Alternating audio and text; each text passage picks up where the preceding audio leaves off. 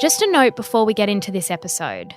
The following interview contains a recounting of events that could be distressing to some listeners. Listener discretion is advised. You're listening to True Crime Conversations. This is episode 2 of a 2-part series on the Sydney siege, which took place on December 15 and into the early hours of December 16, 2014. If you've not yet heard part 1 with Deborah Snow, a journalist for the Sydney Morning Herald, I recommend listening to the previous episode, which is all about what took place on that Monday morning, 10 days out from Christmas. Deborah has investigated at length what happened on December 15th, 2014, as well as the subsequent inquest. This episode will explore what happened as the hours drew on, quickly approaching 2 a.m.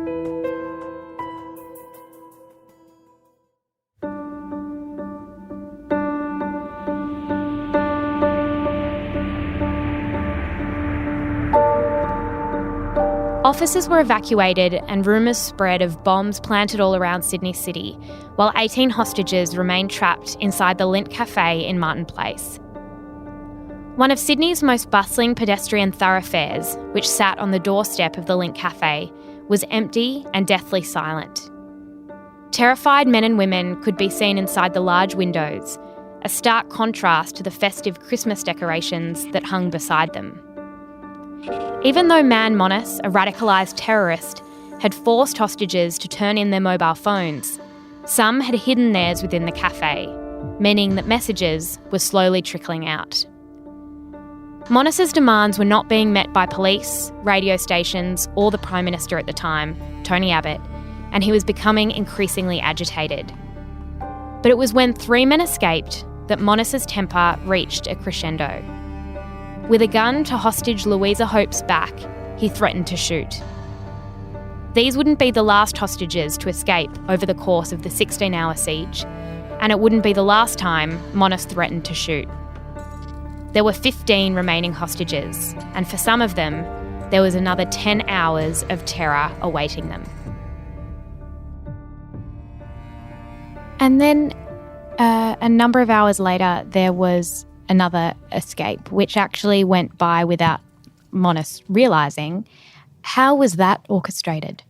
Monis had got a bit more active after that first escape, and so he'd got the remaining hostages, so there was 15 left by then, to construct barricades, pull all the furniture in, tables and chairs, and make these kind of makeshift barricades, and he had them all pulled in further, many of them pulled in further around him. Was he worried that he would be shot at? Was that the thinking behind it? He was thinking about that all the way from the beginning. So after he'd taken them hostage and after the initial sort of toing and froing, who was to stand where and all this sort of stuff, he withdrew into, it was a particular alcove that was on the Martin Place side. For those people who do buy the book, there's a diagram of the cafe in there and it becomes a lot clearer as to what the layout was. But he withdrew into this alcove where he wasn't really visible through any of the windows. And he deliberately did that so that he could stay out of range of the police because he knew perfectly well there would be snipers around, which there were. So he was getting them to build these barricades. Now, in the hubbub after the escape at 3:30, one of the young waitresses, who was about 22, I think, April, had ducked down under the table near the lobby doors, the table where Monis had originally sat that morning. And it was a table that was sort of slightly around the corner from the small alcove where he was now bunkering down. So she'd managed to lie there undetected by him. And then she was joined by another young waitress called Ellie. And the two of them had lain there unseen by Monis for, close on an hour and a half. And then April started whispering to Ellie and said, look, we've got to get out. They were sending texts and we've got to get out. They gradually managed to work the bolts to that rear door of the cafe and loosen the bolts, and very quietly, one by one, they crept out. And that was actually unseen by most of the hostages as well as by... Jared could see what they were doing, and he initially motioned to them not to do it because Monis had threatened that if anyone else escaped, he was going to start shooting people. When he saw they were intent on it, he actually tried to position some of the interior furnishings of the cafe in such a way that it would shield them even better from Monis's view. So he, having initially tried to caution them against going, he then did what he could to aid their escape. And so they managed to unbolt the doors, exit, and on the CCT footage, which we saw later in the inquest, you could see how amazingly brave, I think Ellie might have been the last one out. They weren't sort of bang out the door. It was really gently closing the door and then tiptoeing away, and then they got out onto the street via the exterior glass doors, and that was when they took off. And there are those famous images of them with these terrible looks of terror and horror on their faces, running down Martin Place in their Lindt uniforms. So that was the second escape, but Monis didn't really know about it.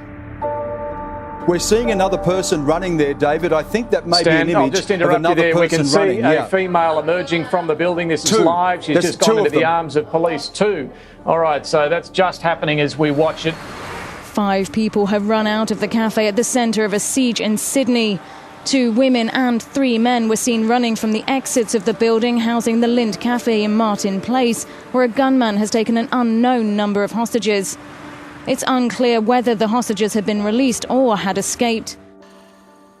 So at that stage, they've got 5 hostages who are out. And so they have sort of eyes that have been inside the cafe who are able to tell police what the atmosphere is like. I think a few of them suggested that they didn't really believe there was a bomb that he'd claimed at first because of the way that the backpack was being handled. With this new information, did the police strategy change? It was very unclear how well the hostages were debriefed. Now, Paolo will say that he was saying he didn't think there was a bomb at all. Stefan says that he told them that Monis was highly dangerous, was going to shoot people. April and Ellie were doing their best to try and help identify him because the police really it took until mid-afternoon to identify that it was Manharon Monis. The debriefs were happening inside the former Leagues Club, which was just down the road from the cafe, which the police had taken over as the forward command post. And it was all very chaotic in there and noisy, and the debriefs don't seem to have been used in any effective way by the police commanders because it didn't have any impact on the strategy. One of the advisors to the negotiators, who was a he was a psychiatrist who was a consultant, but the police often used him. He later said, Paolo was babbling, So there was this, which you would be if you'd come out of this situation. You've got some important things to say. There seemed to have been a sense that they weren't, the intel from the hostages was just not deployed as well as it should have been and wasn't being treated as seriously as it should have been. And Brian had, this was talked about in the inquest, but a real sense that this wasn't going to escalate into real violence, that Monis was a bit of a showman and it was all kind of about the optics, but perhaps there wasn't an imminent threat inside the cafe. We now know how it ended, but was that assumption about his motives and stuff correct? And where was he getting that kind of impression from? There was overall, I think, a bias towards this guy's a nutter. He's not really that dangerous. He's a nutter. He's a grandstander. There was a discussion at one point between the psychiatrist, who I've had to call Brian in the book, because the coroner issued a number of suppression orders about names, and that was one of the names that was suppressed. So we called him Brian. And Peter, who was another of the negotiators, and again, Peter is not the full name. They were sort of having a talk about Monis's capacity for violence. Peter was saying, well, look, he's got his missus to kill the other missus. He hasn't got the guts to do it himself. Brian took the view that he was a grandstander and that this wasn't a proper Islamic State terrorist attack because people were still alive, and that the sexual assaults had been, I think the phrase acts of seduction came up in someone's description of them. They really hadn't looked properly at the file around the sexual assaults either. And as the evening wore on and Monis was getting, everyone's nerve endings inside the cafe were getting more and more ragged, the police and Brian convinced themselves that they were all settling down for arrest. And this is a man with a gun in his hand. Yeah. They were all going to have a little, kip, and somehow it was all going to pick up again in the morning. So there was a radical underestimation of just what a threat he presented. And again, this is where the intel from the hostages was just not being taken seriously. They were trying to say, no, this guy's ready to kill. He's not going to walk out alive.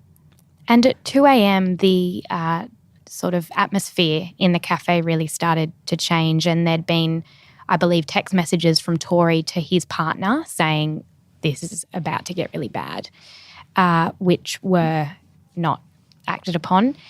What started happening after 2 a.m?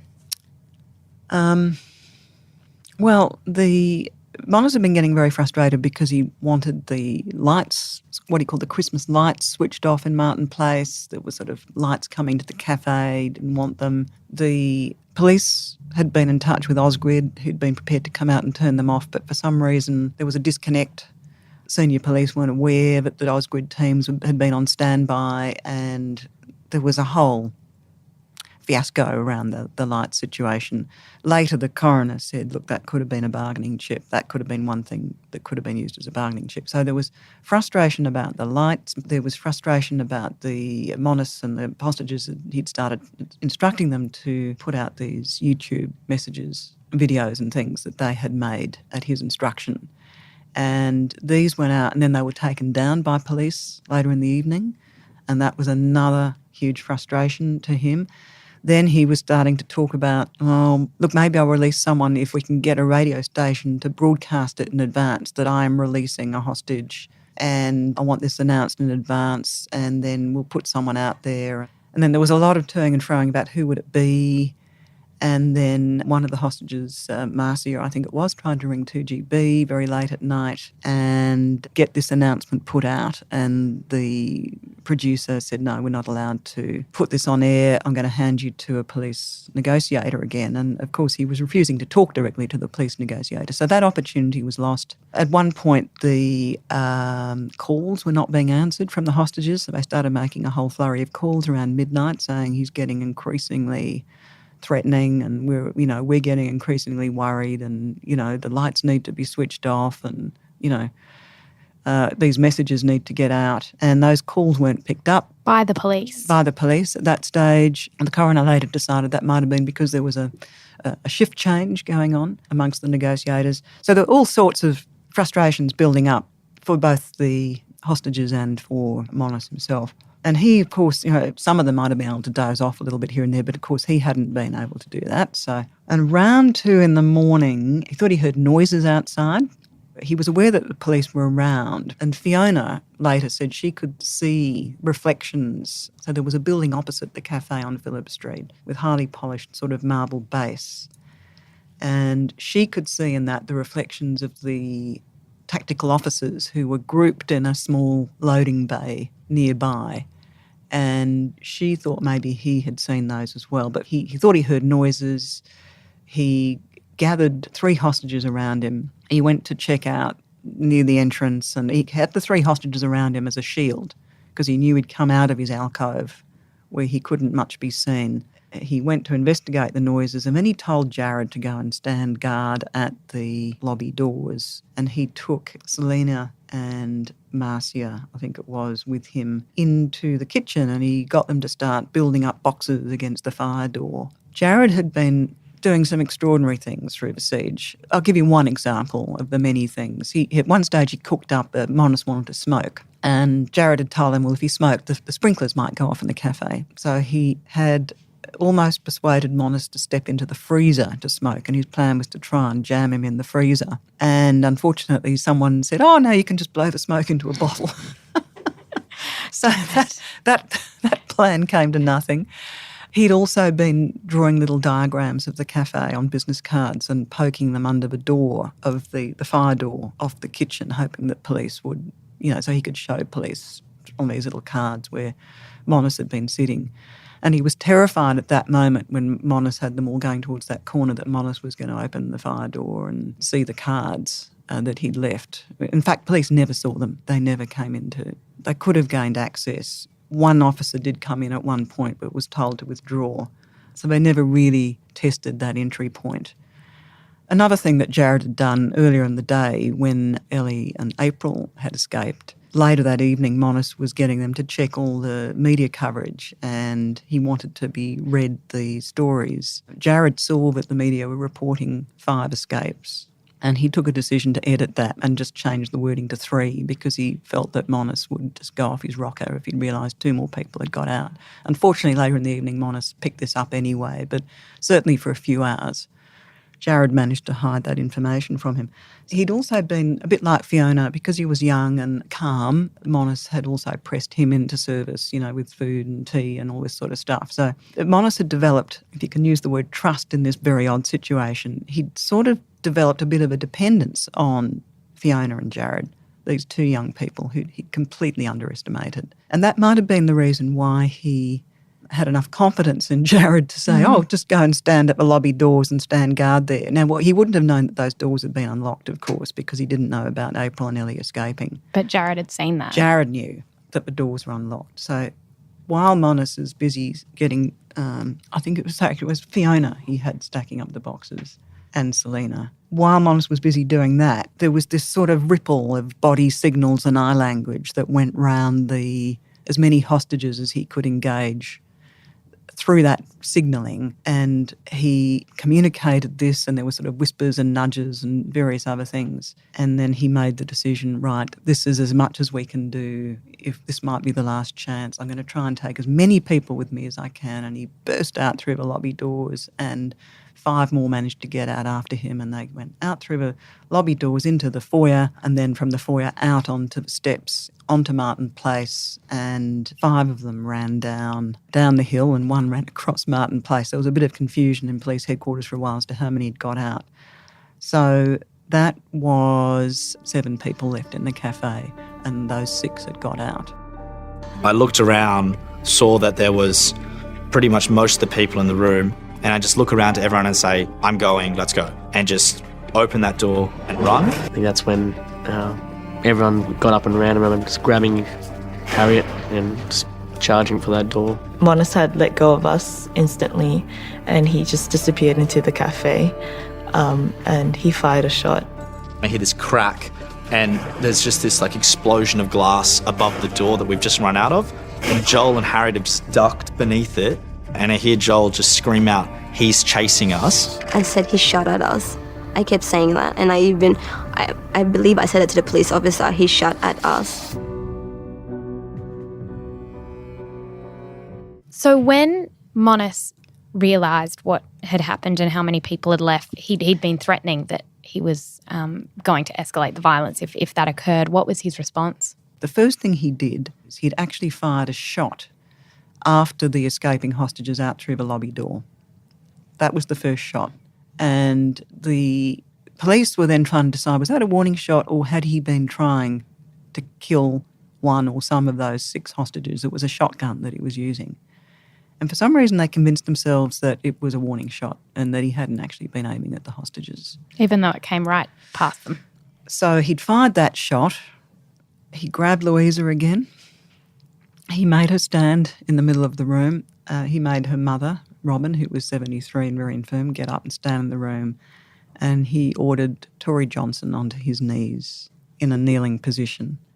This was seen by the snipers opposite. I just should add in here something that had happened earlier in the evening, which was around 7:30. Tory had texted Paolo and said, look, Monis is sitting in this corner on his own, tell police. And snipers in the Westpac building, so they were in 3 buildings around the cafe. The then Westpac building was diagonally opposite. They had the best, not necessarily the best view, because the best view was from Channel 7, but Channel 7 had, bulletproof glass on the windows. So the snipers in the Westpac building were the only ones that might have had a technical opportunity to take him out. And they had briefly seen him sitting the top of his head in one of the windows. They could see the Islamic headband and the bald head. And one of those snipers said he was wanting to take a shot. And there was toing and froing about whether this should happen, whether they had the legal right, whether the bullet could penetrate 2 sides of glass. That sniper has later come out and said he should have done it. He thinks he could have saved Tory and he felt that he was prevented from taking the shot. That was actually this year. That was many long time later, he went public with that. But at the time, there was this sort of pushback a bit from police command post. Well, how do you know it's really him? How do you know he hasn't put the headband on someone else? What they hadn't received was the text message that Tory had sent, almost at around that time, saying, this is him, this is exactly where he's sitting. It was just one of the many examples where information from hostages was not getting properly matched up. Louisa and Robin are sort of standing in the dark in the middle of the cafe. Marcia and Katrina still in the back corner somewhere. Fiona is still in the kitchen area. Tory is on his knees, and he's on his knees for probably around 6 to 7 minutes. And in that time, Louisa says Monis was scanning the door, he was shuffling his shoulders, he was sort of in the combat-ready stance. He takes another shot, a second shot, up towards the roof of the cafe. Nothing. Police didn't come in. Tory's still on his knees. And the snipers had radioed in to the police command post that the hostage was on his knees.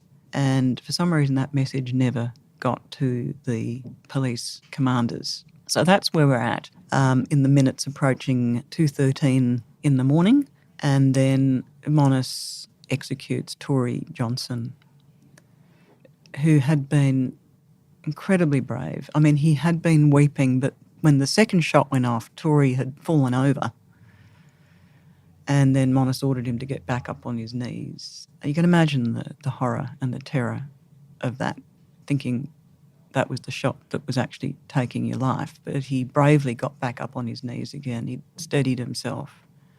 And then he was just shot in cold blood at 2:13 in the morning. It just seemed to be such a long time. And Tory was kneeling up, not on his haunches or anything, just kneeling up with his hands on the back of his head.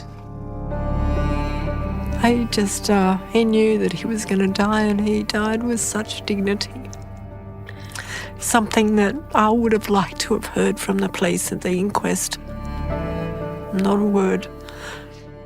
And after that shot was taken, did the police react? Were they waiting for something of that magnitude to happen in order to justify them storming this cafe? That is one of the key questions that the inquest tried to get to the bottom of. So once Tory had been shot, the snipers called hostage down. There were 3 police teams waiting at various points to enter the cafe. One in the fire stairs, one on Phillip Street, and one on Martin Place. And the Alpha team from Phillip Street got in there first, and immediately there was a barrage of fire and pandemonium with stun grenades going off, and I think something like there were 22 shots fired in just really a matter of less than a minute, and a number of these stun grenades all going off as well. Far too many, the inquest later concluded. And had the police been waiting, what was the trigger? They always denied that they were waiting for someone to be shot and killed, but the evidence at various times strongly suggested otherwise. And there was very confusing and at times conflicting evidence from the police about what various officers thought was the trigger for entry. One of the things that did emerge clearly from the inquest was that some of the senior tactical officers had wanted there to be what's called a deliberate action plan, a DA plan, a plan approved for an entry that they timed for their maximum advantage. And the very top layer of the police in command that night had consistently refused to approve a DA plan. Whether if they had gone in before that crisis erupted, whether it would have been clinical, whether it would have been a better result, you can only guess at. But at the very least, there should have been that option sitting there ready to be activated. You know, there could have been opportunities. Monis could have fallen asleep for a minute or maybe looked like he was being temporarily overpowered, although most of the able-bodied men had left by then. There could have been any number of scenarios under which a well-prepared prime team with a deliberate plan approved could have gone, right, now boys, go in now. But that plan was never approved. There was never an approved plan, and the coroner was incredibly critical of that. It would have been better if the team had managed to enter simultaneously through the lobby, because they may have had a cleaner shot at Monis. Clearly the tactic was to incapacitate him as quickly as possible. The fact that the foyer team was balked by the distraction device and by other things meant that that tactical option wasn't available to them. So Officer A had to confront the threat, had to deal with Monis. And so when they did come in and shot those 22 bullets, there was another casualty in that cafe, Katrina Dawson. Can you speak to what happened to her in those final moments? Sure. What we haven't mentioned actually is that Fiona had escaped prior to this. Yes. So she'd managed to sneak out in the confusion after the Jared's group leaving. So she had left as well. Tori was now deceased. So that left 5. And of those 5, Louisa Hope, her mother, Robin Hope, and Marcia were all wounded. So they were casualties in that sense. But Katrina Dawson had been fatally wounded by shrapnel from a police bullet. And so she was found in back corner of the cafe. She must have been close to losing consciousness almost immediately after those wounds were received. They were extremely serious wounds. They took her to hospital and they worked frantically on her to try and revive her, but she had passed away probably within 45 minutes or so of the attack. So she never really recovered consciousness. And the others were taken to various hospitals around Sydney. And Dawson was survived by her family, her children and a husband. And of course, Johnson had a partner and he had a family who were just traumatised by the loss of their loved one. And they were instrumental in the inquest and extremely critical of police decisions that were made. What was found in that inquest? What were some of the key findings that they suggested should have been done differently in the siege? Just want to say briefly a couple of things about Tori and Katrina. I mean, Katrina was an extremely illustrious young barrister. She'd been an award winner all her life at school, through university, at the bar. She was really one of the brightest young talents of the Sydney bar. Tori, his partner Thomas Zinn, the pair of them were working towards going overseas for Thomas to take up a hotel manager's job, and Tori had been working very hard to support his partner towards that goal. They were very close to living their dream and going overseas and getting a hotel management job. So these were both young people in their 30s, one with 3 children. They both had loving extended families who were devastated. And one of the worst things was that through the siege, the families were taken to a makeshift family gathering area at the Supreme Court building. The old Supreme Court building was just down the end of College Street, not very far from the cafe. Some of the families were there when the police assault, emergency entry, happened at 2:13 in the morning, and they could hear it. They could hear the bangs and the crashes and then the ambulances going. And they were horrified and they all surged out. They were trying to get down the street. The police had to hold them back. The Dawson family were at home because they'd been told earlier in the evening that this guy wasn't much to worry about. They didn't know about the family reception centre.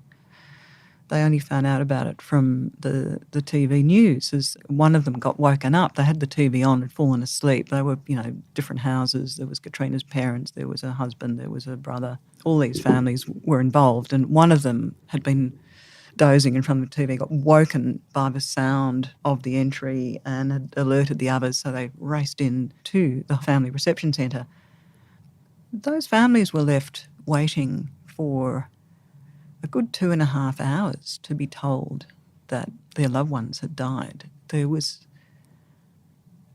inexplicable delays around identifying Tori. Tori was dressed in the uniform of a Lindt Cafe worker, and yet they had his body lying in the back of an ambulance for an hour and a half. Katrina, Julie, her great friend, Julie's husband, had been shown Katrina's jewellery. No one was joining the dots, or if they were joining them, they weren't joining them quickly enough and they weren't conveying the information to the families. gradually, as all the others were told their loved ones had come out alive, the numbers of people left had shrunk down until there was really only just almost these two families left, and they knew exactly what news was coming to them. But that wait was torturous to them. Paul rang at 2-something and said, "Have you got the TV on?" And we said, "No." And he said, "Well, you better turn it on." And we watched that, and that's when I said, "Oh my God, they've killed her." Just knew they'd killed her. It was just waiting and waiting and waiting. It was the most horrible, horrible wait. And I eventually said, "Look, can we please find out what's happened? This is cruel." Turns out that she'd been pronounced dead just after 2:30. So we'd been kept waiting there for almost 2.5 hours, not being told. And that moment, I think I screamed out, and I think I threw a chair or kicked over a chair or something. I still can't describe the anguish. And that was one of the findings as well, that could have been dealt with far better and far more efficiently. Yeah. The coroner's findings were extensive. So the inquest went on for over 2 years, I think it was, and the coroner was careful to avoid criticising the most senior police. He used very judicious language. I think the families were frustrated by that. They didn't feel the police leadership had been held sufficiently to account by the inquest report. However, he did very forensically dissect many of the failings on the night. There was no excuse for a deliberate action plan not to have been approved. The negotiators and the police commanders had stuck with a basically stale and unproductive contain and negotiate strategy for 17 hours, even though it wasn't going anywhere. They'd failed to use opportunities to engage in Monis in a different way. For example, several lawyers who had dealings with Monis in the past had rung up and offered to come in and try and be go-betweens, as had some senior figures in the Islamic community. Those offers were not taken up. There were criticisms around equipment and intelligence failures, including the failure to get visual surveillance inside the cafe so that news of Tory being on his knees was never picked up by the police commanders. There were criticisms of training of the negotiators. There were extraordinary, even fundamental counter-terrorism philosophy didn't seem to have been bedded down properly at senior levels of the police. So you had one senior officer giving evidence that a deliberate action plan was only ever a last resort, whereas everyone else quite correctly stated that an emergency action is your last resort. The deliberate action is what you do when you're properly planning a rescue. So even quite critical questions of counter-terrorism philosophy and strategy and doctrine were confused. There were lots of recommendations made about overhauling training, equipment, improving intelligence, and most importantly, well, no, not most importantly, because all these things are important, but one of the key findings was that the police should not have waited so long to go in. The coroner wasn't precise as to when that should have happened, but he said they should certainly have gone in by the time of the first hostage escape. Now, you have to say, well, Louisa I spoke to recently, and she's now going, I wanted the police to come in, I wanted them to come in, we always thought they were coming to the rescue, what happened? She does say now, you think when a police entry happens it's all nice and neat like it is on Hawaii 5-0 or something, but she said it was nothing like that. And she said maybe if they had come in earlier when there were many more hostages, who knows if the result would have been better. So we have to acknowledge that. But the army was never, we haven't really discussed this, but the army was never really used. And army snipers are highly trained to just be incredibly clinical in how they take a threatening person out of action. So you do have to wonder whether if there'd been more army expertise drawn on, again, whether there would have been a different outcome. And one of the things the coroner did also recommend was that there be a much easier route for federal assistance to be brought in. So under the doctrine at the time, under the arrangements at the time, the Army or the ADF could only come in if the state declared that the situation had spiralled out of its ability to handle it. And none of the police on the night were prepared to say that. Now you don't have to wait for that. That threshold has disappeared, and it's now, have we got anything that you can use that you want There's training happening now between police and the army. There's supposedly there are much better coordination mechanisms in place. Another thing that happened as a result of the coroner's recommendations was the setting up of a fixated persons unit, because Monis had portrayed all these weird behaviours for years, but often he'd stop short of actually committing an offence. That's now in place, and someone like him, you would hope, would be picked up and sorted long before he got to the level of threat that he did. A third thing that happened, another legislative change, was what the media have called the shoot-to-kill laws. The police hate that term, but what it essentially means is that there were some concerns on the night by the snipers about their legal right to take a shot at Monis. What level of threat was considered sufficient for them not to be fighting themselves on a murder charge afterwards? There should never have been a shadow of doubt in their minds, and the coroner found they did have a perfect legal right. But there was confusion. There was a shadow of doubt in the minds of their commanders, and that was one of the reasons for the hesitation at taking the shot earlier in the evening when that one brief window was available to them. So the coroner said, you make it perfectly clear that in a terrorist situation there's no qualification, shadow of a doubt, about the right to take whatever action you need to get rid of the threat. So that's become the so-called shoot-to-kill legislation. And we've had the successor police commissioner who's come in since the siege, Mick Fuller, saying that the whole thinking now inside New South Wales Police is to be more, I think they sort of talk about forward-leaning. But in other words, the presumption will be in favour of early action, not in favour of holding back and seeing what happens. So we hope there's not another test of the New South Wales Police to counter a terrorist attack, but if there is, we have to hope that all these lessons have been learnt. Absolutely. Thank you so much for your time today, Deborah. A pleasure. I think what comes out of the findings for me and the family is the fact that the line that the police ran on the day, that there was some well-oiled machine that was going to look after the hostages and the interests of the families, adhering to world's best practice. That line is now unsustainable in light of what the coroner carefully analysed in his report. To see years of a court process, to watch your parents go through every day almost, waiting for somebody to say, this went wrong, we could have done this better, we made this mistake and we're sorry. No one was prepared to do that for the entirety of the inquest, and it is demeaning and unfair that families like ours and families like the Johnsons are reduced to a cliche of begging for the truth. My image of the siege will always be of those police in full tactical gear surrounding the cafe, willing to put their lives on the line to go in, the hostages inside, Tori and Katrina being so brave in all the things that they did during the day. But then this other image of these leaders of the police force making all these mistakes and letting everyone down.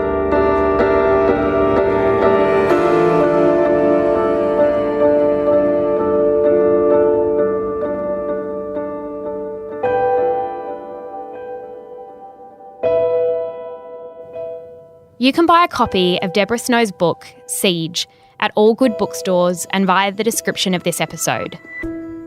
One of the Sydney siege survivors, Louisa Hope, who was held hostage in the cafe, has spoken with Mia Friedman on the Mamma Mia podcast, No Filter. To hear Louisa's story of survival through tragedy, just search for No Filter in your favourite podcast app or follow the link in the description of this episode. That's the last new episode of True Crime Conversations for 2019. Over the next 3 weeks, we'll be revisiting some of our favourite episodes of the year.